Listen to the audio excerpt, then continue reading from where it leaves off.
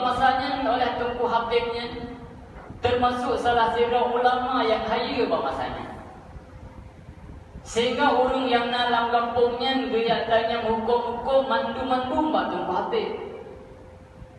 Kebetulan di Basuro yang tanya hukum di Tunku Habibnya adalah orang Inang. Orang Inang dia Tunku Habib dia tanya hukum Tunku Habib. Tengah-tengah dia berkhabar dia orang Inangnya dengan Tunku Habib. Tanpa sengaja dia orang Inangnya itu gede. Itu gede dia kedengar dia Tunku Habib. Oleh orang Inangnya karena dia kedengar segendet dia orang agam. Orang Inangnya merah muka. Terasa malai bunda. Sehingga kagelisah orang Inangnya kamalai dengan Tunku Habib. Kekelih Tunku Habib mbak orang Inangnya wahai orang Inang. Nedan yang letro dan dulu dengar ada yang hanya.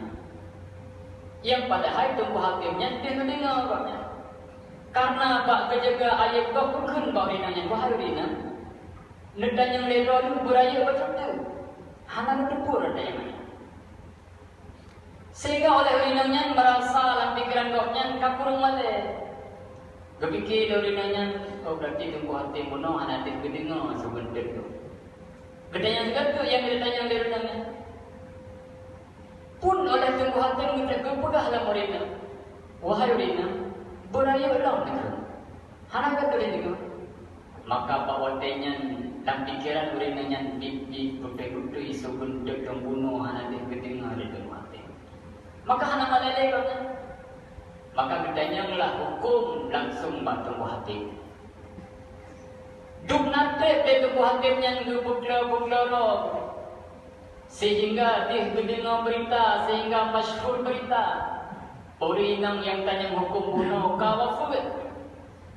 Dia mendengar berita, masyhur berita. Orang Inang yang tanya hukum bunuh ka menikah. Maka bawatenya di Tunku Habib ka hana kebukloro ni. Pakan esan trip laganya dia jaga. Karena dipikir Tunku Habib. Jikalau seandainya oleh burung Inang bunuh ditepu yang bawa dikegopnya dagai kebukloro. Sedangkan dikurein hana. Maka semua buat dia kedepu oleh inangnya.